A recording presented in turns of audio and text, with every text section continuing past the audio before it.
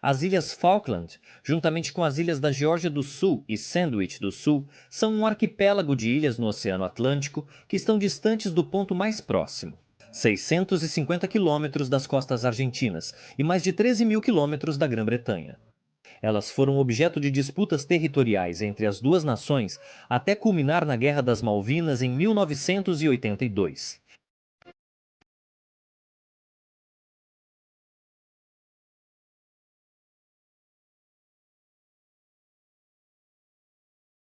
A disputa territorial tem uma longa história.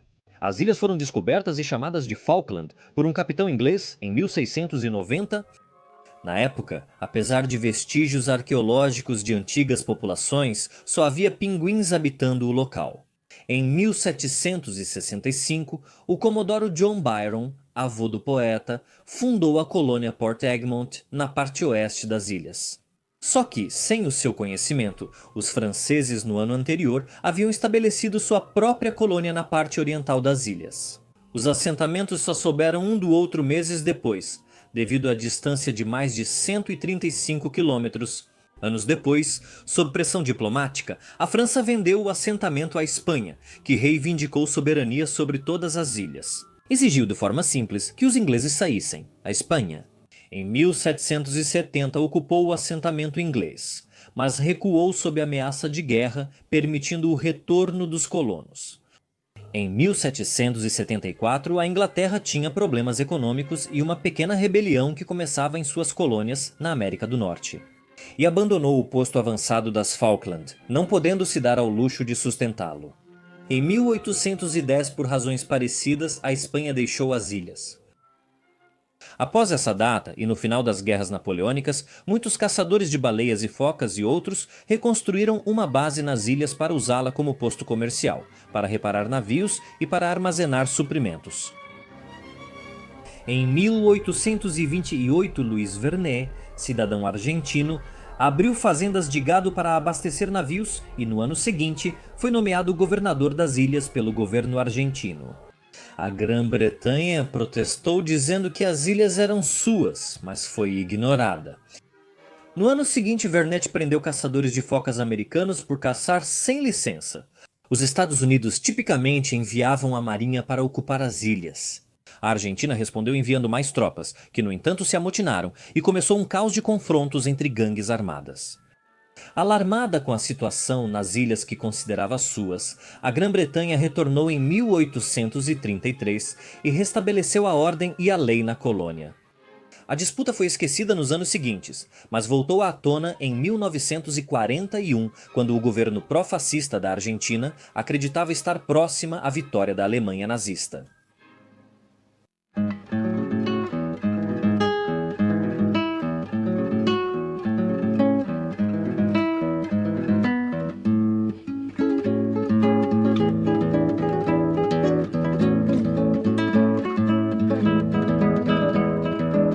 Em 1965, a Argentina conseguiu aprovar uma resolução da Organização das Nações Unidas classificando a disputa como um problema colonial, mas as negociações com a Grã-Bretanha falharam. Em 1976, o general Leopoldo Galtieri tomou o poder na Argentina por um golpe de Estado. O regime não era muito popular e o povo argentino sofria com uma grave crise econômica. Para conquistar a simpatia popular e dar uma vitória ao país, decidiu ocupar as Ilhas Malvinas, conhecidas em espanhol como Las Malvinas. Argentinas, o grito de batalha. A tensão era alta e as relações diplomáticas foram rompidas. Em 2 de abril, tropas argentinas lideradas pelo almirante Jorge Anaya desembarcaram perto de Port Stanley e, após breve resistência dos soldados ingleses, ocuparam as ilhas. Em 3 de abril, outras tropas atacaram a ilha da Geórgia do Sul, onde estavam 22 soldados ingleses. Apesar da defesa corajosa, um navio mudou de rota por causa de um único atirador de elite e foram forçados a se render.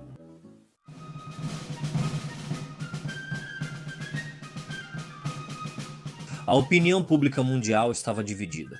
Em uma época de pós-colonialismo, essa disputa era vista como uma questão de orgulho inglês e de querer manter ilhas habitadas por poucas pessoas. Margaret Thatcher, primeira-ministra inglesa, discordava, e esse episódio ameaçava sua carreira política. Sim, ela estava atrás nas pesquisas, mas decidiu responder com força. A Dama de Ferro ganhou aqui o seu apelido, mostrando, durante todo o curso do conflito, grande capacidade de decisão e liderança. Foi criado um gabinete de guerra, e a marinha e as tropas inglesas começaram a partir para o outro lado do globo. Foram reunidos 127 navios, sendo 43 de combate, incluindo 2 porta-aviões. Os demais eram navios de apoio, como transportes, tropas e petroleiros. Já no dia 19 de abril, o submarino Her Majesty's Ship Conqueror chegou na área das operações. Os ingleses decidiram primeiro retomar a Geórgia do Sul por 2 motivos. Primeiro, para ter uma base de apoio para a subsequente invasão das Falkland. Melhor defesa, e segundo, porque teria um importante impacto moral de ambos os lados. A guarnição argentina das ilhas não resistiu muito. Nos combates, um submarino argentino que havia abastecido a referida guarnição também foi fortemente danificado. Renderam-se em 25 de abril. Após a rendição, a seguinte mensagem foi enviada para a Grã-Bretanha. Por favor, informe. Bandeira branca é hasteada ao lado da Union Jack na Geórgia do Sul. Deus salve a rainha. O primeiro-ministro Thatcher dará a notícia à imprensa. Disse simplesmente, regozijem-se com a notícia. Foi um evento de impacto moral. A Marinha Britânica, que por séculos garantiu segurança ao Império, estava preparada para a crise.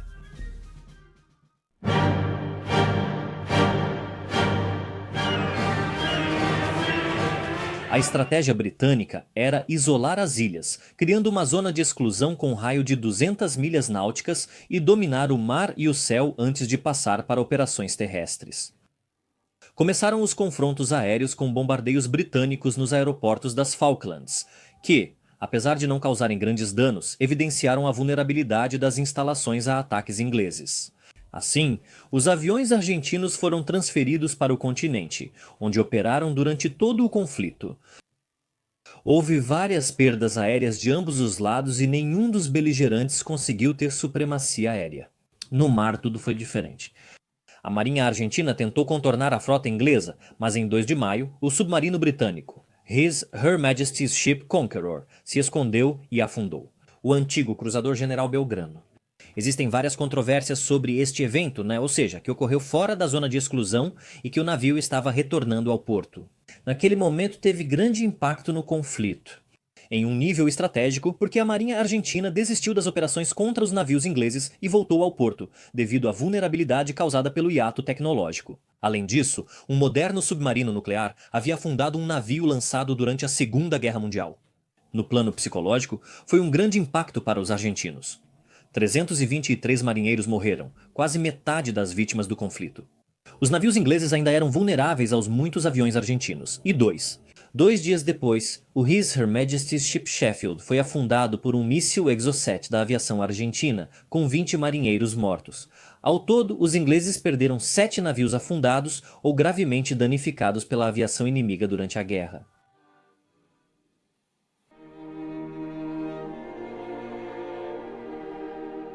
Apesar da ausência da planejada superioridade aérea, decidiu-se prosseguir com o desembarque.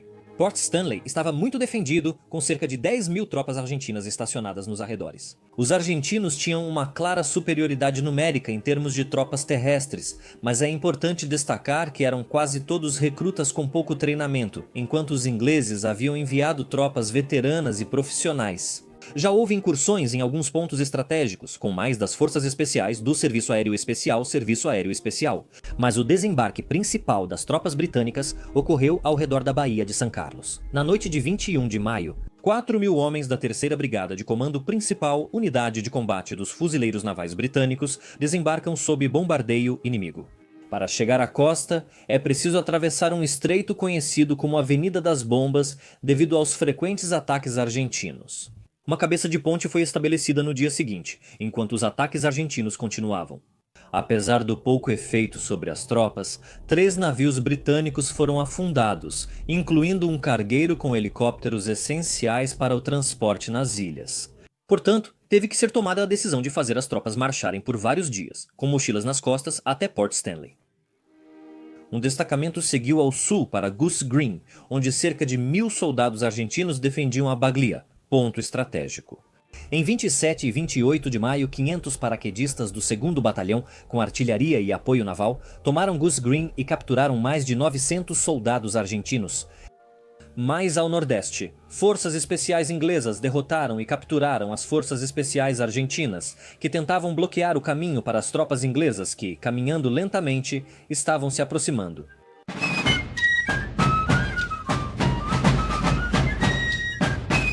A defesa argentina de Port Stanley tinha duas linhas centradas no Monte Longdon. O Monte das Duas Irmãs, o Monte Harriet e finalmente o último antes de Port Stanley, o Monte Tumbledown. Para reforçar os ataques, a pequena cidade de Bluff Cove, a leste de Goose Green na estrada para Port Stanley, foi usada para desembarque de tropas e suprimentos. Os ingleses queriam fazer isso sob a cobertura da noite, mas por uma série de erros. A operação se prolongou durante o dia, e foi notada pela vigilância argentina, que atacou imediatamente. Maior perda individual inglesa da guerra, 2 embarcações atingidas, 56 mortos e vários feridos. No entanto, o moral permanecia alto. Em 11 de junho, após dias de preparação, os ingleses atacaram. O Monte Ariade foi conquistado com poucas baixas. As Duas Irmãs também se renderam. O Monte Longdon provou ser um objetivo mais difícil. As tropas inglesas ficaram sob fogo inimigo por horas, mas o avanço prosseguiu lentamente. No dia 13 de junho, o único obstáculo era o Monte Tumbledome, com seus altos penhascos rochosos. Os Scots Guards, que talvez sejam mais conhecidos quando guardam o Palácio de Buckingham, juntamente com outras unidades, avançaram à noite em um violento ataque até mesmo pelo flanco esquerdo. O Major Kisley avançou com seus homens e baionetas, matando 3 argentinos e recebendo a cruz militar por isso. Apesar da resistência, a batalha foi vencida. James Riddle, soldado e gaitista das guardas escocesas, subiu ao topo e tocou uma melodia que compôs e escreveu em um maço de cigarros. Durante a batalha,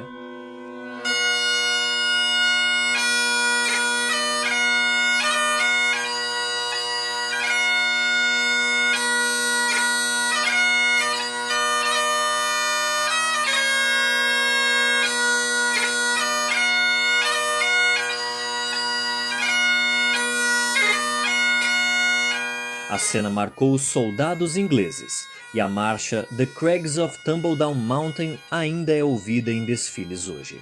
Após 74 dias de guerra, as hostilidades acabaram. Morreram 255 militares ingleses, 649 argentinos e 3 civis, FALKLAND. O governo de Margaret Thatcher tornou-se extremamente popular e no ano seguinte venceu as eleições. A junta militar na Argentina perdeu o poder e com as eleições de 1983 o país voltou à democracia.